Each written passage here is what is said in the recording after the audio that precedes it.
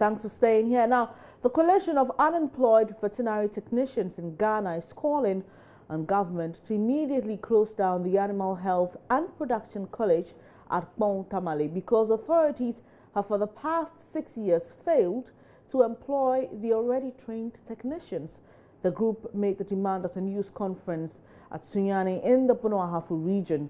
They also want the Ministry of Food and Agriculture to get them employed as soon as possible. Correspondent Nesta Kafuya-Joma reports.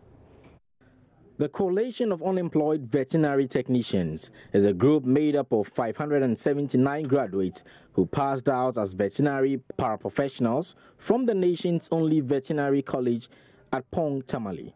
Members of the coalition have successfully completed their professional studies but have not been recruited as required by the Ministry of Food and Agriculture. The group in March this year obtained a permit from the police to picket at the Ministry of Agriculture, but officials intervened to stop the action. According to the Coalition of Unemployed Veterinary Technicians, it is unnecessary for the Ministry of Food and Agriculture to continue training more people as veterinary technicians whilst there is a backlog of 579 unposted technicians across the country. Daniel Amwako speaks for the coalition. Why has it taken the whole ministry years to secure financial clearance, but other professionals trained by system ministries are consistently being posted? Is MOFA not aware that the veterinary nurses in Ghana or the veterinary nursing profession is corrupt for lack of staff? They are aware. If the ministry and by extension government of Ghana does not need our services, then don't come Animal Health and Production College or Veterinary College, which is the only college in Ghana that trains veterinary nurses, must be closed down. Because we don't see the reason why they are training us and they don't employ us. Daniel Amwako further stated that failure by the government to get the veterinary technicians employed has serious public health implications on the society.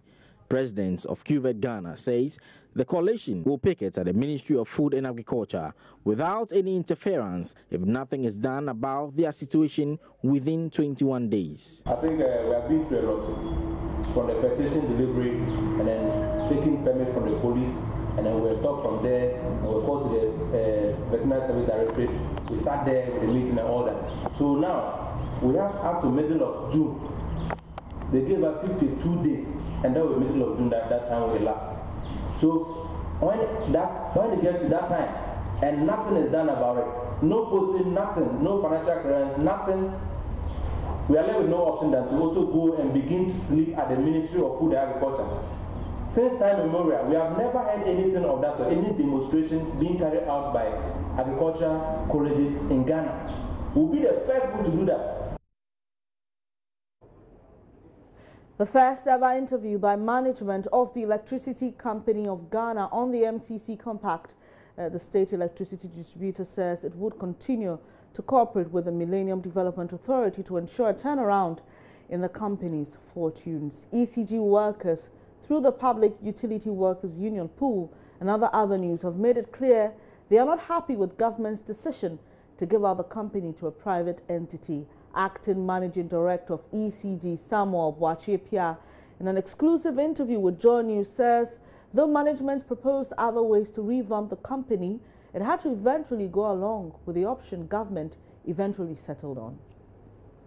Everybody agrees that ECG needs to improve upon its present performance, and management, I can tell you, is implementing various activities to address the inefficiencies that have been identified.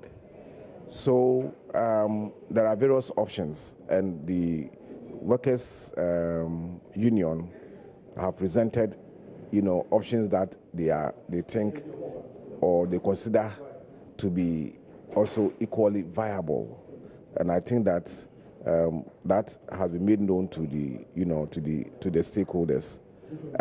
In the case of management, yes, we also have made representations and we presented various options for consideration, but the decision makers, our owner, eventually opted for the single, concession model.